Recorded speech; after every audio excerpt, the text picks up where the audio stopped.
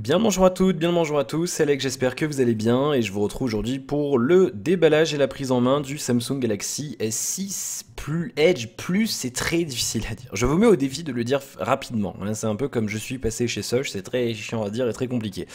Bien, du coup, déballage et prise en main dans cette vidéo, avant bien sûr la critique qui viendra un petit peu plus tard, vous avez l'habitude maintenant si vous suivez. On va d'abord rapidement faire un tour sur les specs, ensuite on va regarder vite fait la boîte, on va l'ouvrir et ensuite on va le démarrer et puis voir un petit peu ce qu'on a au démarrage, combien d'espace disque on a, les applis préinstallés, etc., etc. Alors normalement il ne devrait pas y avoir beaucoup de surprises puisque j'avais déjà eu en main et pu tester pendant un certain temps le petit frère, le S6 Edge tout court qui est sorti plutôt cette année, il y a à peu près 6 mois maintenant. Celui-ci est sorti fin août. Et puis ensuite, je vous donnerai mon avis dans la critique qui viendra dans une vidéo séparée très prochainement. Du coup, rapidement au niveau des specs, grosso modo c'est la même chose hein, que sur le reste de la gamme Galaxy de cette année. On a un terminal qui dispose d'un écran cette fois-ci 5,7 pouces, un écran Super AMOLED bien entendu, on est chez Samsung. 5,7 pouces, ça recouvre 75,6% de la surface avant d'après GSM Arena. On a une définition QHD, donc 2560 par 1440 pixels, ça nous fait du 518 points par pouce de densité. Gorilla Glass 4, bien entendu, Android 5.1.1 avec la surcouche TouchWiz, le processeur de cette année, le Exynos 7420. C'est un octa-cœur, hein, il y a architecture Big Little, donc il y a 4 cœurs cadencés à 2,1 GHz, base de Cortex A57, et 4 cœurs pour les tâches les plus légères, cadencés à 1,5 GHz à base de Cortex A53. La partie graphique assurée par un Mali T760 MP8, 32 ou 64 Go de stockage, ici c'est la version 32, on a 4 Go de RAM au lieu de 3 sur le petit frère, le même appareil photo 16 mégapixels avec stabilisation optique, l'autofocus, le double flash LED, filmant en 2160p, à l'avant on a 5 mégapixels, on a bien entendu un port jack, on a le Wi-Fi 802.11 ABGN avec tout ce qu'il faut, Bluetooth 4.2, le GPS, le NFC, USB 2, pas encore d'USB-C, j'aimerais bien un jour, peut-être l'an prochain, on y croit. Pas de radio FM, il faut le noter, il y en a pour qui c'est important, et puis toute la panoplie de capteurs, accéléromètre, gyroscope, capteur de proximité, boussole, baromètre, capteur de fréquence cardiaque et de saturation en oxygène dans votre sang. Et on a une batterie de 3000 mAh, donc qui devrait permettre d'avoir une meilleure autonomie que sur le S6 Edge tout court, qui était un petit peu son point faible. J'avais mis une bonne note à ce terminal, j'avais bien noté, mais c'est vrai que l'autonomie c'était quelque chose d'assez gênant pour moi. Donc j'espère que celui-là fera mieux. Avant de le déballer, on fait rapidement un tour de la boîte, donc tout à fait traditionnel. J'ai pas le cache qu'il y avait dessus. En fait, je l'ai acheté en pack opérateur chez Orange, je vous le dis tout de suite. Donc, on verra ce qu'on a ce qu'on appelle en bloatware, c'est-à-dire en application non voulue installée par Orange. Mais sinon c'est la même boîte avec toujours ce revêtement un petit peu brillant, bien sympa. À l'arrière, qu'est-ce qu'on nous dit? Encore une fois, pas grand chose de toute façon, la mise au point ne se fait pas, je vais la faire, ne vous inquiétez pas. Rien de particulièrement intéressant puisqu'en fait c'est tout simplement la configuration un petit peu vulgarisée. Rien de particulier, je crois pas qu'on ait de faute. Avant on avait une faute sur il manquait une majuscule si je ne m'abuse. Donc tout va bien. Voilà une boîte tout à fait traditionnelle du côté de chez Samsung. Alors du coup il a déjà été ouvert en magasin parce que la vendeuse chère Bénédicte qui était bien agréable d'ailleurs a voulu vérifier qu'il fonctionnait bien, donc elle l'a décellé. Bon voilà, c'est comme ça. On va le poser sur le côté. En dessous, qu'est-ce qu'on a? Hop, alors on a, ça doit être une espèce de la paperasse, guide de prise en main rapide, warranty card et précaution d'usage, et puis une paperasse de chez Orange que vous n'aurez pas si vous l'achetez ailleurs. En dessous on a dans un socle en plastique ici, alors je vais essayer de ne pas l'arracher dans tous les sens, mais ça a l'air d'être quand même assez bien fixé. On a le petit machin qui est scotché pour pas qu'il se barre ici, voilà, pour enlever votre carte SIM, on y reviendra tout à l'heure. En dessous, on a, et là c'est pas mal, c'est bien rangé, j'aime bien. J'aime bien quand c'est compartimenté comme ça, c'est plutôt cool et c'est beaucoup plus agréable. On a notre chargeur ici. Alors du coup, j'ai le plastique qui vient avec, forcément. Faut bien m'embêter, évidemment. Notre chargeur qui fait la charge rapide, hein, je vous le montre rapidement. Alors ce qu'ils appellent l'adaptive fast charging, c'est-à-dire qu'il va s'adapter en fonction de ce dont le téléphone a besoin. Pour sa charge, on a jusqu'à 2 ampères, voilà, 5 volts, 2 ampères, on le voit ici. Donc c'est plutôt pas mal, c'est le même hein, que sur les autres Galaxy de cette année, en tout cas Galaxy S hein, bien sûr. Sur l'exemplaire que j'avais eu sur le S6, il fonctionne fonctionnait pas vraiment chez moi. Alors j'avais une charge assez, j'étais sur 1 ampère, hein, il était pas en charge rapide. Du coup je sais pas si c'est celui que j'avais qui était défectueux ou si c'est mon installation électrique qui déconne, ce qui est possible aussi parce que je suis dans une vieille maison. Mais on verra ce que ça donne. On a ici le câble USB, micro USB. Je vais l'ouvrir, il est plutôt long, il est même un peu plus long que la moyenne, j'aime bien, ça me fait plaisir. Moi j'aime bien les longs câbles, j'aime bien parce qu'on a une belle amplitude pour se promener après quand on le fait charger. Un câble tout à fait traditionnel. Alors les amateurs de guéguerre Samsung Apple diront qu'il ressemble beaucoup au câble d'Apple. Je suis d'accord, c'est vrai. Moi je m'en fous un petit peu de cette guéguerre à 2 balles, c'est pas un truc... Je veux dire, chacun achète ce qu'il veut après. C'est comme les guerres consoles, hein, vous savez, PS4 versus Xbox One, je trouve ça un peu stupide. En dessous, on a des écouteurs, les écouteurs intra de chez Samsung, qui aussi, c'est vrai, ressemblent un peu à ceux d'Apple. Ah, écoutez, c'est de bonne guerre, hein, c'est un truc, ça fait des années que ça dure. Sauf que cette fois-ci, ça c'est bien, merci Samsung, ils sont rangés dans une petite caisse en plastique. Une petite boîte, j'avais perdu le nom. Ah, en plus, c'est pas du scotch, c'est un petit plastique, un petit contour en plastique, j'aime bien. Voilà, donc je les ouvrirai pas parce que je pense que je vais même pas m'en servir, hein, moi j'ai les miens. Des écouteurs intra, ils fonctionnent plutôt bien, hein, j'avais déjà eu l'occasion de les tester. Ça dépanne bien, c'est au-dessus de la moyenne, alors après il faut aimer les intras, hein, je sais que certains n'aiment pas.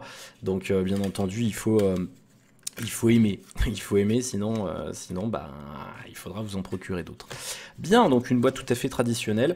On est loin, très loin de ces boîtes haut de gamme qu'on avait autrefois, avec chez Nokia, peut-être que vous avez connu, on avait des grosses boîtes, c'était presque aussi gros que des boîtes à chaussures, mais bah c'était pas éco-friendly. Alors, je vais le retirer du champ 2 minutes parce qu'il y a le sachet, alors je vous le montre, hein, c'est un bête sachet comme ça, voilà, hop, on va le retirer, on va le faire glisser, en évitant de le faire tomber, voilà.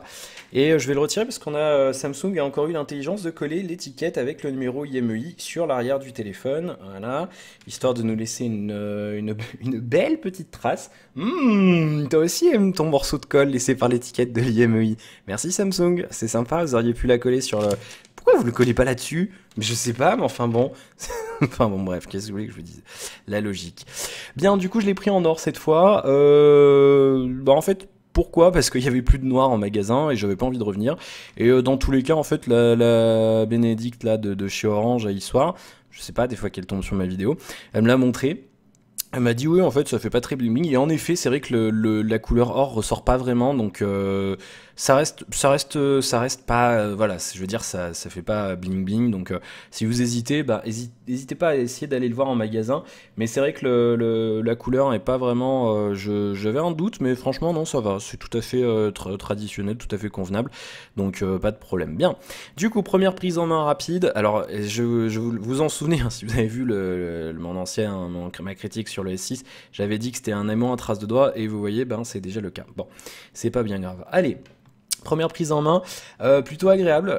Je viens d'un Huawei Ascend Mate 7 qui fait 6 pouces. On va le prendre rapidement pour comparaison de taille. Voilà, donc c'est plutôt similaire. On n'est pas très loin en termes de taille. Le Huawei est quand même un peu plus large. En termes d'épaisseur, ça se vaut, hein, grosso modo, très, très franchement. Et en termes de poids, le Samsung est un petit peu plus léger. Et donc on a notre écran 5,7 pouces et bah, je dois dire que la prise en main est plutôt pas mal. Elle est un peu meilleure même que sur mon Huawei, hein, très franchement ça tient mieux en main. Et pour l'instant non, franchement ça tient bien en main. Les boutons ont l'air de tomber au bon endroit. Alors ils sont peut-être un peu hauts ceux-là, là, le bouton volume plus, volume moins. On va faire le tour du propriétaire et puis on va allumer bien sûr. Qu'est-ce qu'on a donc sur ce téléphone? Je pense que vous le connaissez et c'est incroyable, hein. Oh là là là là là là, il va falloir le nettoyer toute la journée. Alors, qu'est-ce qu'on a ici? On a on a une LED, on a nos capteurs, on a le haut-parleur ici, la caméra ici, hein, je montre avec le reflet. Notre écran qui est du plus bel effet. Moi, j'adore cet écran incurvé, je trouve ça super classe. En dessous, on a bien sûr notre bouton multitâche, notre bouton Home ici cliquable, qui est aussi le lecteur d'empreinte digitale. Un bouton retour ici, qui est, donc vous le savez, hein, chez Samsung, c'est capacitif dans la coque du téléphone. Sur le côté droit, on a notre bouton Power, ici. Sur le côté gauche, on a notre bouton volume moins, notre bouton volume plus, 2 boutons différents. En dessus, on a ici qu'est-ce qu'on a? On a le tiroir à carte SIM, un micro. Ensuite, on a Et je viens de me rendre compte que j'ai obligé de sortir ma carte SIM. C'est pas grave, je la mettrai hors caméra. En dessous, on a un haut-parleur, le port micro USB 2, un micro, bien entendu, pour parler au téléphone. C'est un téléphone quand même. Et on a notre prise jack 3.5. Et c'est à peu près tout. Et à l'arrière, à part 36 milliards de traces de doigts, on a notre appareil photo ici, qui déborde un petit peu, vous le savez maintenant. Et on a bien entendu notre flash et notre petit capteur de santé qui vous dira si vous êtes en train de tomber malade ou pas. Rien d'autre, voilà, et c'est plutôt cool, et c'est pas mal. Moi j'aime beaucoup le design. Alors encore une fois, il y a ce problème de traces de doigts. Maintenant, ben, faut faire avec, hein. Qu'est-ce que vous voulez que je vous dise? Allez, on va l'allumer, on va voir ce que ça donne. On est déjà sur ce bel écran OLED, AMOLED, super AMOLED même, avec des super contrastes, et ça c'est super top. Bien sûr, l'animation orange très rapide, elle se fait vite dégager par le logo Samsung quand même.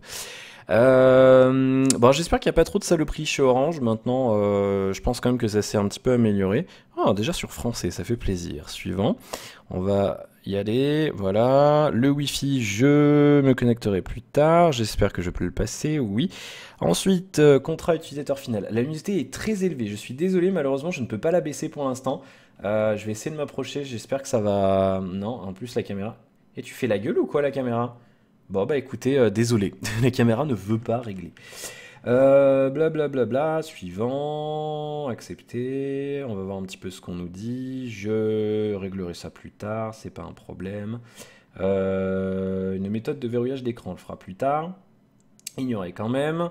Les services de localisation Google, ça me va. Non, je ne veux pas vous aider à améliorer Google. Suivant, je suis méchant, vous avez vu, dis donc. Aïe aïe aïe. Définir une commande de réveil, on le fera plus tard. Voilà, ça je vous en parlerai dans la critique. Ajouter une empreinte plus tard également. Nous, ce qu'on veut, c'est aller au menu principal. J'ai dit plus tard, voilà. Ensuite, les services d'Orange. Aïe aïe aïe aïe aïe aïe. On fera plus tard les services d'Orange. Le mode simplifié, des fois que vous voyez un écran d'accueil tout à fait simplifié, c'est possible aussi. Je n'en veux pas, et Knox non plus, je verrai ça plus tard. Donc on va sur terminer et on arrive sur notre écran d'accueil avec, je vois déjà quelques petites applis Orange qui se promènent. Mais non, dis donc. Bien. Allez, on est sur notre écran d'accueil. L'écran est juste supra joli, je vous assure. C'est franchement pour moi, c'est un des plus bels écrans. Je suis pas déjà base de super fan des AMOLED. Là, j'ai l'impression qu'il a l'air d'être un peu meilleur que celui du S6 de base. J'espère que c'est le cas. Mais non, très franchement, là, un très très bel écran. Je vais baisser la luminosité maintenant qu'on a fini la configuration. Ah, ça va scintiller. Ben oui, j'ai oublié que c'était un AMOLED. Bon, c'est pas bien grave. Bien, du coup, on a notre beau téléphone, notre bel écran. On va regarder un petit peu ce qu'on a de préinstallé, puis on va faire un petit tour après rapidement pour voir l'espace disponible, parce que je sais que c'est quelque chose d'important. Du coup, les téléphones, les contacts, musique, internet, email, galerie, appareil photo, musique, vidéo, paramètres, calculatrice... horloge, le S-Planner, le Smart Manager, Tools. Ah bon, ben c'est sympa d'avoir oublié de traduire ça, merci les mecs. C'est super. Galaxy Gear, mes fichiers, enregistreur vocal. S Voice, Galaxy Apps, c'est un store alternatif qui permet de récupérer quelques applis. Sightseeing, je sais pas du tout ce que c'est, tiens, Memo. Les applis Google, Chrome, Maps, YouTube, le Play Store, on a tout ce qu'il nous faut ici aussi, Gmail, etc. etc. Vous notez que depuis quelques temps, le package Google a changé, on n'a plus besoin d'avoir de base Google Plus sur les téléphones, c'est bien. Voilà, Microsoft, bien sûr, on a nos applis Microsoft ici. Donc, puisque je vous rappelle que Samsung et Microsoft ont passé un petit accord, un petit arrangement financier. On a Amazon de préinstaller, et puis si vous l'achetez chez Orange comme moi, vous aurez le cloud d'Orange, Dailymotion, puisque je vous rappelle que Orange a des parts dans Dailymotion, tout comme Deezer. Mon réseau, Orange et moi, Orange Jeux, Orange TV et la messagerie vocale visuelle. Et je remarque avec grand plaisir qu'il n'y a plus Facebook d'un préinstallé. Je suis très content, merci Samsung. Je suis content. Mais oui, j'avais râlé parce qu'il y avait des applis préinstallées qui n'intéressaient pas, à savoir Facebook. Et donc là, je veux voir par exemple si le cloud d'Orange... Non, plutôt le... On va essayer... On va essayer celle-là, par exemple Dailymotion, qui ne m'intéresse absolument pas. D'accord, je ne peux plus le... D'accord. Hop, est-ce qu'on peut désinstaller? D'accord, on peut désinstaller. Bah, je vois que ça s'améliore du côté de chez Samsung. Alors n'en déplaise aux personnes qui m'avaient insulté dans le déballage, oui parce que j'ai eu des insultes, hein, si vous n'avez pas regardé les commentaires, dans le déballage du S6 Edge, je vous assure que quand le téléphone est sorti, avant les mises à jour OTA, on ne pouvait pas désinstaller les applis préinstallées. Je vous assure que c'est vrai, c'est pas des conneries, on ne pouvait pas. Et sinon je l'aurais pas dit. Donc là c'est bien, on peut maintenant. Bah c'est bien, merci Samsung, ça fait plaisir. Je vais essayer de... Alors je vais essayer une appli de Samsung, hein. Je vais essayer de désinstaller OneDrive. On va voir si on peut. Je reviens sur ce que j'ai dit, on ne peut pas. Ah, quelle tristesse. Vous avez vu, hein, on peut juste la désactiver, on peut pas l'enlever. Bon, on peut en tout cas virer celle d'orange, c'est déjà une bonne chose, c'est déjà plutôt cool. Bien, on va regarder rapidement dans les paramètres, et puis après je vais vous lâcher. Et puis après je reviendrai pour la critique, bien sûr. On va regarder dans les paramètres, dans stockage, qu'est-ce qu'on a en espace de stockage après initialisation du téléphone. Sur la version 32 Go, il nous reste 24 Go 64. Alors ça risque de varier un petit peu, vous aurez sans doute pas les applis Orange, etc. Donc autour de 25 Go. Après, donc si ça vous suffit pas, il faudra vous orienter vers la version 64 Go de ce terminal, puisque je vous rappelle qu'il n'y a pas d'extension micro SD. C'est sans doute un point faible pour beaucoup d'entre vous. Moi je m'en fiche un petit peu personnellement, très franchement, voilà, 32 Go ça me suffit. Il y en a eu que 16, ça m'aurait suffi encore. 8 non c'est plus possible, mais 16 ça m'aura encore suffi. Voilà, j'ai l'impression que l'écran lag. Non, c'est moi qui rêve, c'est juste que je fais pas des gestes comme il faut. Bien, voilà, bah écoutez, plutôt pas mal, hein. C'est le S6 en mieux, hein, le S6 Edge en mieux de toute façon. Alors après, il faut aimer les grands écrans, moi je suis adepte, mais très franchement, voilà, hein, personnellement j'adore. Donc là pour l'instant très bonne première impression. Et en effet c'est quelque chose que j'avais dit aussi et qui était revenu dans les critiques, c'est vous souvenez sans doute de cette partie là du téléphone. Je sais pas si vous connaissez bien sûr le S6 Edge. Cette partie là en métal, vous voyez là ce contour là, en fait la jonction entre l'écran et la partie métallique sur le côté, elle avait tendance à être un peu gênante à l'usage sur le S6 Edge normal, parce qu'elle était un peu saillante. Là ils l'ont arrondi, ils l'ont très légèrement arrondi, et du coup ça fait qu'elle est tout à fait agréable à utiliser. Il n'y a plus cette sensation on a l'impression de vous planter un couteau sur la paume de la main. C'est plus du tout le cas, et du coup c'est vachement plus agréable, et le téléphone est plus vraiment super agréable à prendre en main, bien léger, plutôt pas mal. Et finalement de perdre 0,3 pouces, je pense que ça va me convenir, parce que c'est vrai que j'avais un peu du mal des fois à une main. Là il y aura moyen, je pense, de faire quand même quelques opérations à une main, peut-être plus facilement qu'avec le Mate 7 que j'avais avant. Je vais le poser à côté d'ailleurs en l'allumant pour vous donner une idée rapide de la différence de taille d'écran. Mais très franchement, voilà, hein, c'est à peu de choses près la même chose, hein, vraiment. Je vais gagner un petit peu en confort d'utilisation, parce que c'est vrai que le Mate 7 était un petit peu plus large, mais après en termes de taille d'écran, on est vraiment très proche. Donc après ça dépendra des fonctionnalités, de l'argent que vous voulez mettre dans le téléphone bien sûr, mais le Mate 7 reste encore un téléphone intéressant. Bah, petit aparté. Voilà, bah, je pense qu'on a fait le tour pour cette vidéo. Je vous ai pas montré le tiroir à SIM, je suis en train de me rendre compte, je vais vous le montrer maintenant. Vous savez que c'est quelque chose qui m'énerve un petit peu, moi j'aime pas des tiroirs à SIM, je préfère les mettre dans le téléphone, mais là on n'a pas trop le choix. Donc un tiroir à SIM en métal, voilà, et Samsung a l'intelligence de nous laisser le petit trou ici pour qu'on puisse savoir dans quel sens remettre le tiroir. Et oui, mais il y a des constructeurs, ça peut vous paraître bête, mais il y a des constructeurs où on doit réfléchir pour savoir dans quel sens il faut le remettre. Là on a le trou qui correspond à l'encoche sur le châssis du téléphone, donc c'est plutôt pas mal. On perd un truc par rapport au S6 Edge tout court, d'ailleurs j'ai oublié de vous le dire, c'est le capteur infrarouge ici, enfin l'émetteur infrarouge qui permettait d'utiliser le téléphone en télécommande. Très franchement, je l'ai eu pendant 2 ans sur le G2 et G3 de LG. Je m'en suis servi 2 fois pour rigoler, pour embêter ma soeur qui regardait la télé. Et voilà, personnellement, c'est pas un problème pour moi. Maintenant, voilà, vous devez savoir, ils n'y sont plus. Donc, il faut le savoir dans votre processus de choix. Voilà, on a fait le tour de cette vidéo. J'espère qu'elle vous aura plu. N'hésitez pas à laisser un petit commentaire, à me poser des questions sur le terminal si vous en avez. J'y tenterai d'y répondre dans la critique et directement dans les commentaires. N'hésitez pas à vous abonner si vous voulez être aux premières loges lors de la sortie de la critique de ce produit, et puis pour me soutenir tout simplement. Et puis bien sûr, n'hésitez pas à la liker tout simplement si la vidéo vous a plu. Merci au Dibber qui s'affiche en bas de cet écran, qui permettent la réalisation de toutes ces vidéos. Et merci à vous tous pour votre fidélité. Je vous souhaite plein de bonnes choses. Tu restes allumé, j'ai pas fini de parler. Je vous souhaite plein de bonnes choses et je vous retrouve très bientôt pour la suite de nos aventures. À la prochaine, salut!